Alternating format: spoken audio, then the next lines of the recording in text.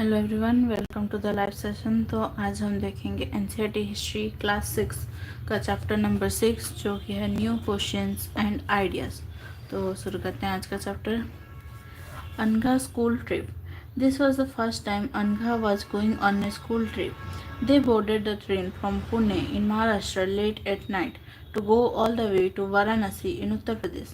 Her mother, who came to see her off at the station, told the teacher, "Do tell the children about the Buddha and take them to see Sarnath as well." The story of the Buddha. Siddhartha, also known as Gautama, the founder of Buddhism, was born about 2500 years ago. This was a time of rapid change in the lives of people. As you saw in chapter 5, some kings in the Mahajanapadas were growing more powerful. New cities were developing and life was changing in the villages as well. Many thinkers were trying to understand these changes in society. They also wanted to try and find out the true meaning of life.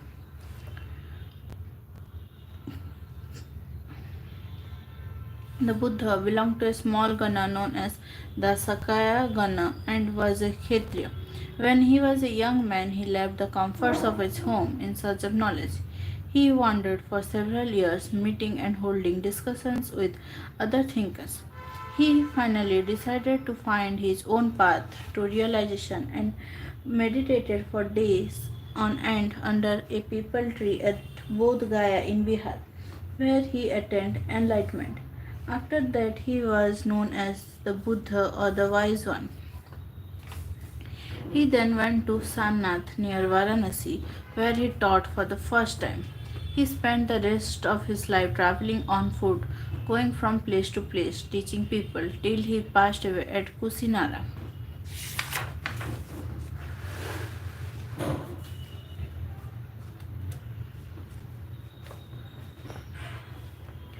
The Buddha taught that life is full of suffering and unhappiness. This is caused because we have cravings and desires which often cannot be fulfilled.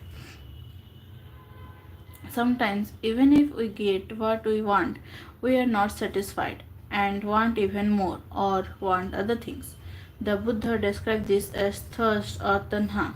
He taught that this constant craving could be removed by following moderation in everything.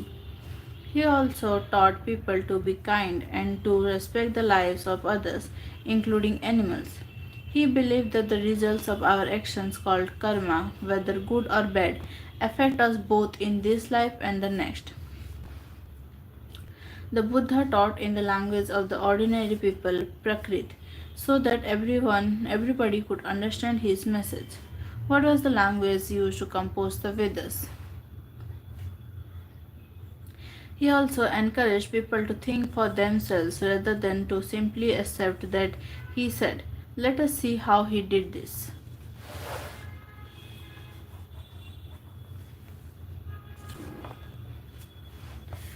The story of Kisagutami. Here is a famous story about the Buddha.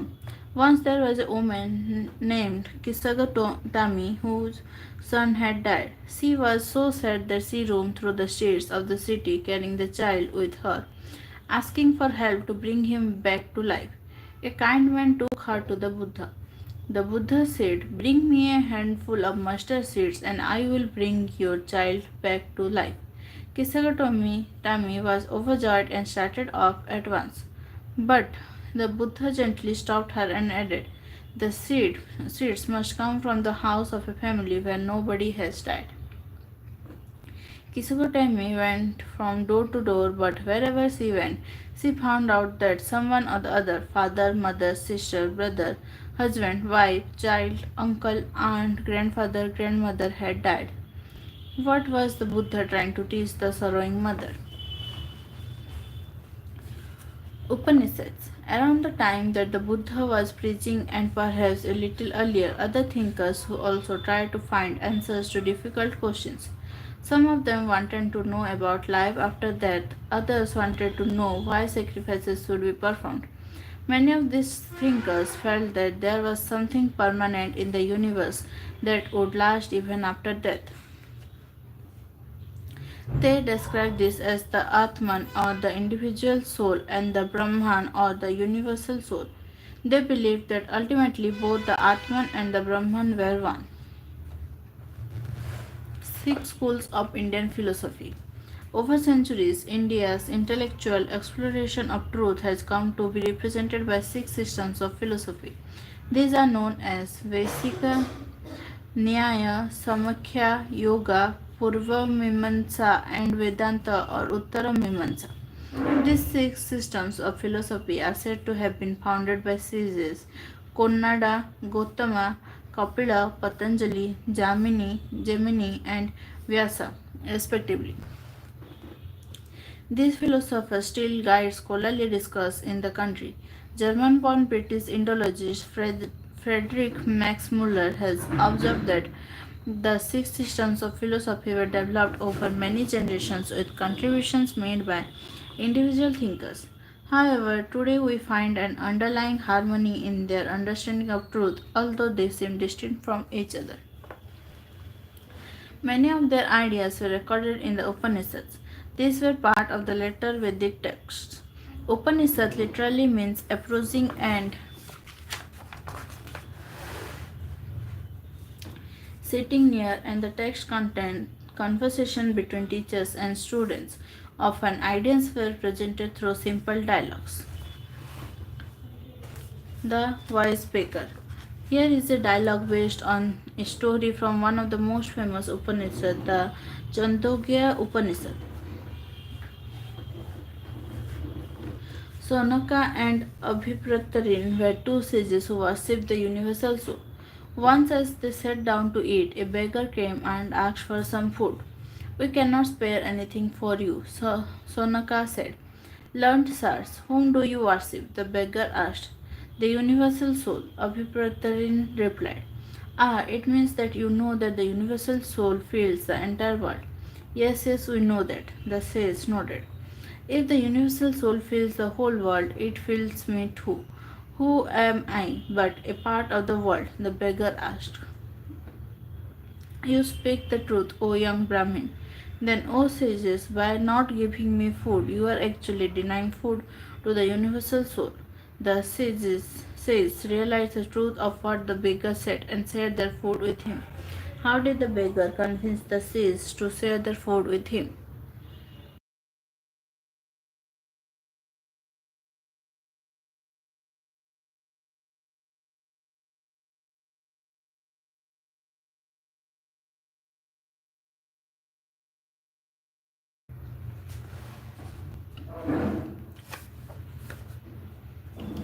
Most Upanishadic thinkers were men, especially Brahmins and Rajas.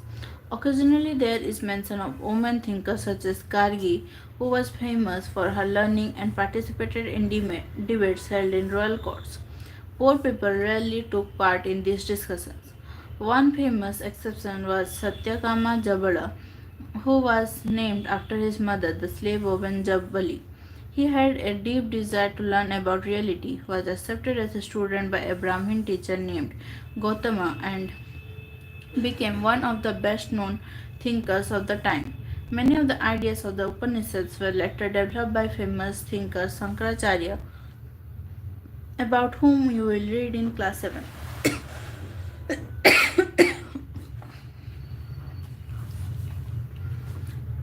Panini the grammarian. This was also the time when other scholars were at work.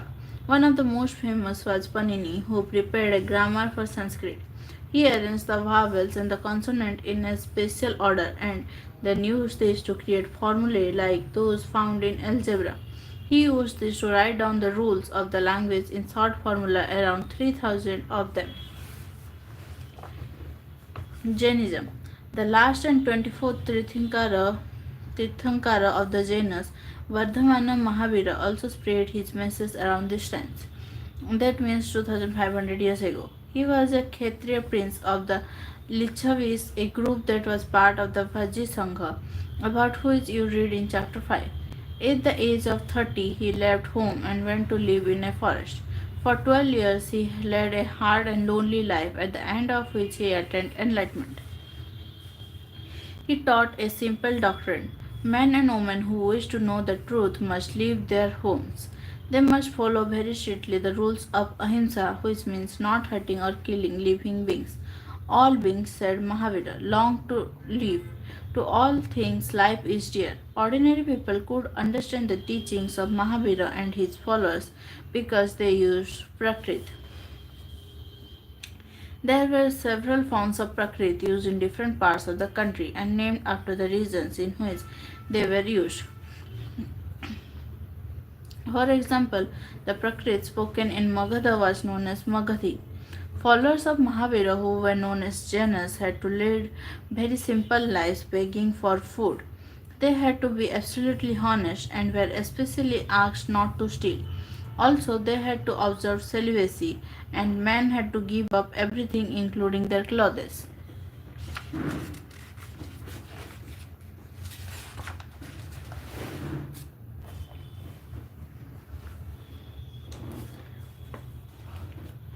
It was very difficult for most men and women to follow these strict rules. Nevertheless, thousands left their homes to learn and teach this new way of life. Many more remained behind and supported those who became monks and nuns, providing them with food. Jainism was supported mainly by traders. Farmers who had to kill insects to protect their crops found it more difficult to follow the rules. Over hundreds of years, Jainism spread to different parts of North India and to Gujarat, Tamil Nadu, and Karnataka. The teachings of Mahavira and his followers were transmitted orally for several centuries. They were written down in the form in which they are presently available at a place called Ballavi in Gujarat about 1500 years ago. The Sangha. Both the Mahavira and the Buddha felt that only those who left their homes could gain true knowledge. They arranged for them to stay together in the Sangha, an association of those who left their homes. The rules made for the Buddhist Sangha were written down in a book called the Vinaya Pitaka. From this, we know that there were separate branches for men and women. All men could join the Sangha. However, children had to take the permission of their parents and slaves that of their masters. Those who worked for the king had to take his permissions and debtors that of creditors. Women had to take their husband's permission. Men and women who joined the Sangha led simple lives. They meditated for most of the time and went to cities and villages to beg for food during fixed hours. That is why they were known as bhikkhus. The Prakrit word for announcer, beggar.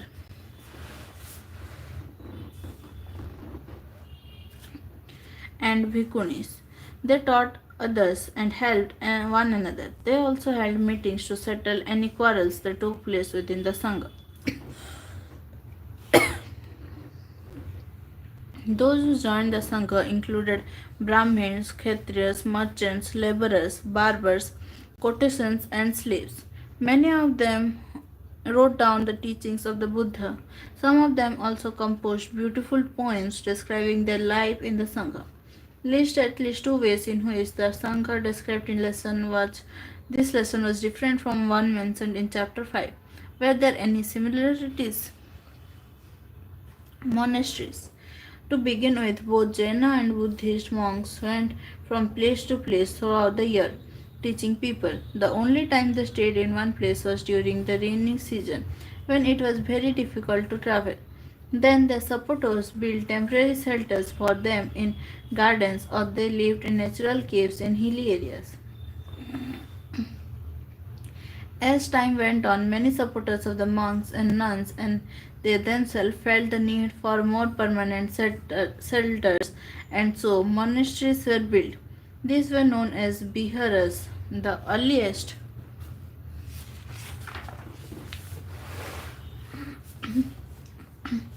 biharas were made of wood and then of brick. Some were even in caves that were dug out in hills, especially in western India.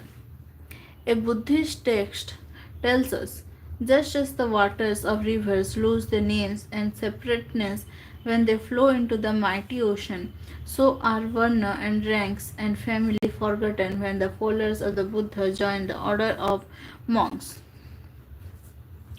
Very often, the land on which the vihara was built was donated by a rich merchant or a landowner or the king.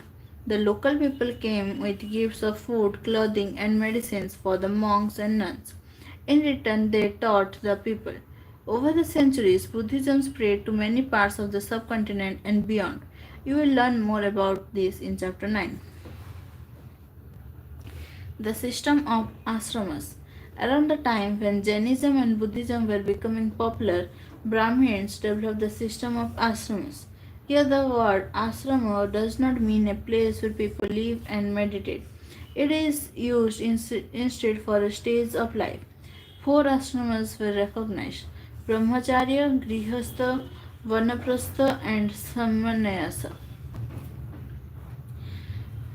Brahmin, Kshatriya, and Vaishya men were expected to lead simple lives and study the Vedas during the early years of their life, Brahmacharya. Then they had to marry and live as householders, Grihastha. Then they had to live in the forest and meditate, Vanaprastha. Finally, they had to give up everything and become sannyasis. The system of ashramas allowed men to spend some part of their lives in meditation. Generally, women were not allowed to study the Vedas and they had to follow the ashramas chosen by their husbands. In what way was the system of ashramas different from life in the Sangha? What are the varnas mentioned here? Were all four varnas allowed to participate in the system of ashramas? Elsewhere, find Iran in your atlas. Zoroaster was an Iranian prophet. His teachings are contained in a book called Avesta. The language of Avesta and the practices described in it are very similar to those of the Vedas. The basic teachings of Zoroaster are contained in the maxim good thoughts, good words, and good deeds. Here is a verse from the Jand Avesta. Lord, grant strength and the rule of truth and good thinking, by means of which one shall create peace and tranquility. For more than 1,000 years, Zoroastrianism was a major religion in Iran. Later, some Zoroastrians migrated from Iran and settled down in the coastal towns of Gujarat and Maharashtra. They were the ancestors of today's Parsis. तो ये है इस chapter का exercise और ये chapter ख़त्म हुआ. तो अभी देखेंगे हम chapter 7, Ashoka the emperor who gave up war.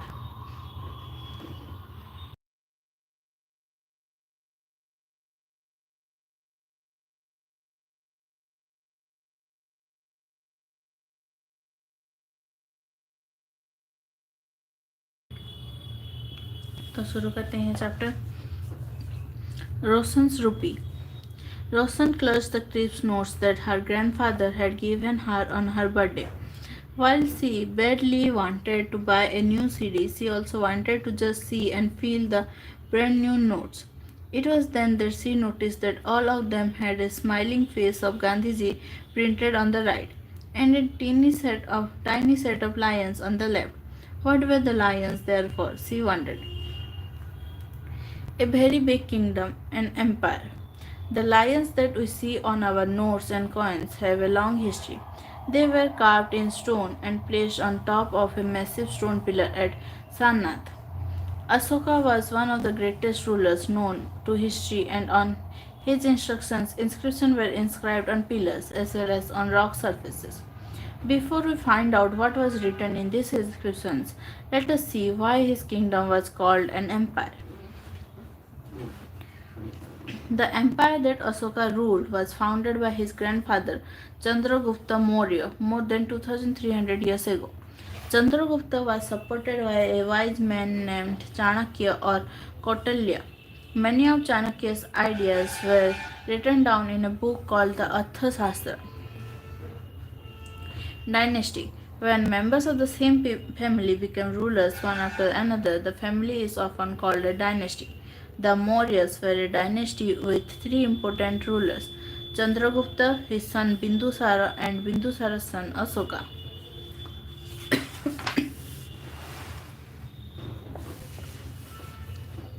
There were several cities in the empire. These included the capital Patliputra, Taxila, and Ujjain. Taxila was a gateway to the northwest, including Central Asia, while Ujjain lay on the route from north to south India. Merchants, officials, and craftspersons probably lived in these cities. In other areas, there were villages of farmers and herders. In some areas, such as central India, there were forests where people gathered forest produce and hunted animals for food. People in different parts of the empire spoke different languages. They probably ate different kinds of food and wore different kinds of clothes as well. How are empires different from kingdoms? Emperors need more resources than kings because empires are larger than kingdoms and need to be protected by big armies. So they need a larger number of officials who collect taxes. Ruling the empire. As the empire was so large, different parts were ruled differently. The area around Patliputra was under the direct control of the emperor. This meant that officials were appointed to collect taxes from farmers, herders, craftspersons, and traders who lived in villages and towns in the areas. Officials also punished those who disobeyed the ruler's orders. Many of these officials were given salaries. Messengers went to and fro, and spies kept a watch on the officials. And of course, the emperor supervised them all, with the help of members of the royal family and senior ministers. There were other areas of provinces. Each of these was ruled from a provincial capital such as Taxila or Ujjain. Although there was some amount of control from Patliputra and royal princes were often sent as governors, local customs and rules were probably followed. Besides, there were vast areas between these centers. Here, the Mauryas tried to control roads and rivers, which were important for transport, and to collect whatever resources were available as tax and tribute. For example, the Arthashastra tells us that the northwest was important for blankets and South India for its gold and precious stones.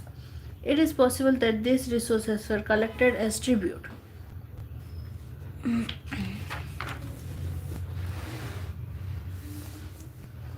Tribute. Unlike taxes, which were collected on a regular basis, tribute was collected as and when it was possible from people who gave a variety of things more or less willingly. There were also the forested regions. People living in these areas were more or less independent but may have been expected to provide elephants, timber, honey, and wax to Mauryan officials. The emperor and the capital cities. Megasthenes was an ambassador who was sent to the court of Chandragupta by the Greek ruler of West Asia named Seleucus Nicator. Megasthenes wrote an account of what he saw. Here is a part of his description. The occasions on which the emperor appears in public are celebrated with grand royal processions. He is carried in a golden palanquin. His guards ride elephants decorated with gold and silver. Some of the guards carry trees on which live birds, including a flock of tent-bearers, circle about the head of the emperor. The king is normally surrounded by armed women. He is afraid that someone may try to kill him. He has special servants to taste the food before he eats. He never sleeps in the same bedroom for 2 nights. And about Patliputra, modern Patna, he wrote, "This is a large and beautiful city. It is surrounded by a massive wall. It has 570 towers and 64 gates. The houses of 2 and 3 stories are built of wood and mud brick. The king's palace is also of wood and decorated with stone carvings. It is surrounded with gardens and enclosures for keeping birds. Why do you think the king had special servants to taste the food he ate? In what ways was Patliputra different from Mohenjo-daro?"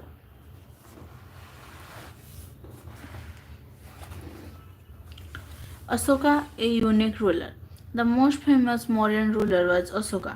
He was the first ruler who tried to take his message to the people through inscriptions. Most of Asoka's inscriptions were in Prakrit and were written in the Brahmi script. Asoka's war in Kalinga. Kalinga is the ancient name of coastal Orissa. Asoka fought a war to conquer Kalinga. However, he was so horrified when he saw the violence and bloodshed that he decided not to fight any more wars. He is the only king in the history of the world who gave up conquest after winning a war. Asoka's inscription describing the Kalinga War. This is what Asoka declared in one of his inscriptions. 8 years after becoming king, I conquered Kalinga. About 1.5 lakh people were captured, and more than 1 lakh of people were killed. This filled me with sorrow. Why? Whenever an independent land is conquered, lakhs of people die and many are taken prisoner. Brahmins and monks also die. People who are kind to their relatives and friends, to their slaves and servants die or lose their loved ones. That is why I am sad and have decided to observe Dhamma and to teach others about it as well. I believe that winning people over through Dhamma is much better than conquering them through force. I am inscribing this message for the future so that my son and grandson after me should not think about war. Instead, they should try to think about how to spread Dhamma. How did the Kalinga War bring about a change in Asoka's attitude towards war? Dhamma is Prakrit word for the Sanskrit term dharma.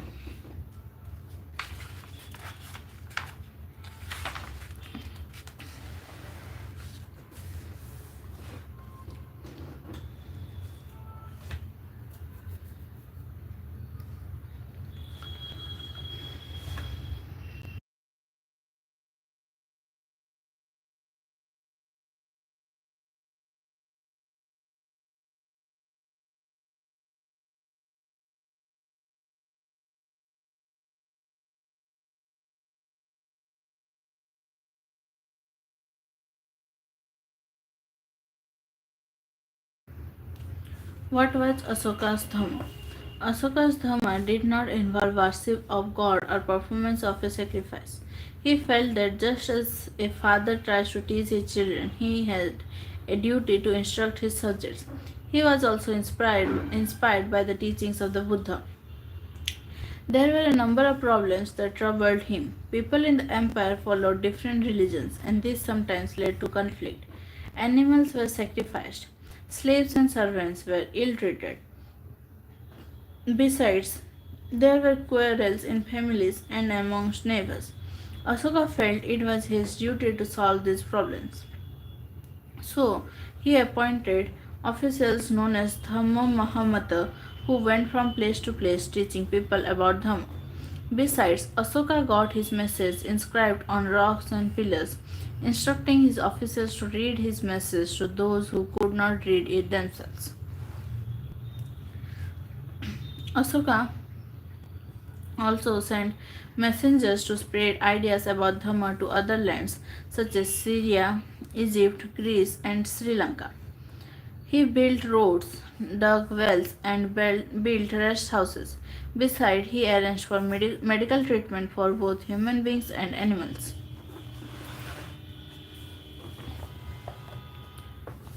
Asoka's messages to his subjects. People perform a variety of rituals when they fall ill, when their children get married, when children are born, or when they go on a journey. These rituals are not useful. If instead people observe other practices, this would be more fruitful.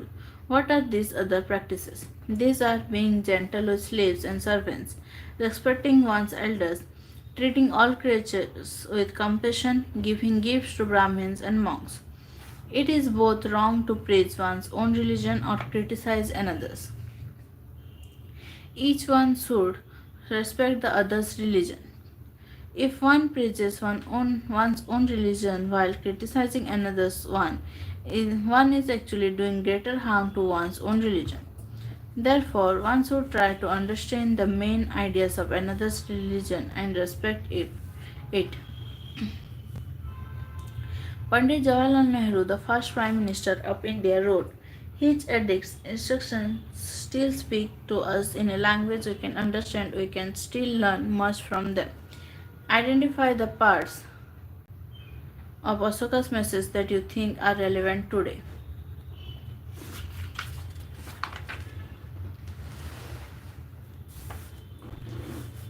Elsewhere, somewhat before the time of the Mauryan Empire, about 2400 years ago, emperors in China began building the Great Wall.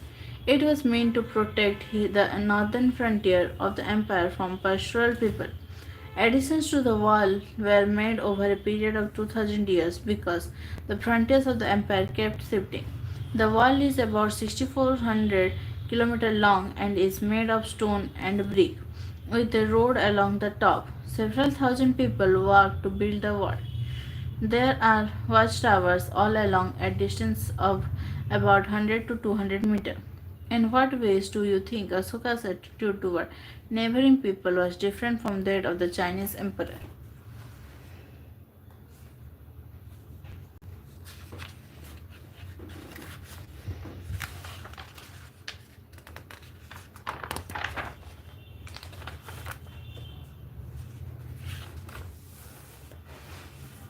तो ये है इस chapter का exercise और इसी के साथ हमारा आज का चैप्टर ख़त्म होता है।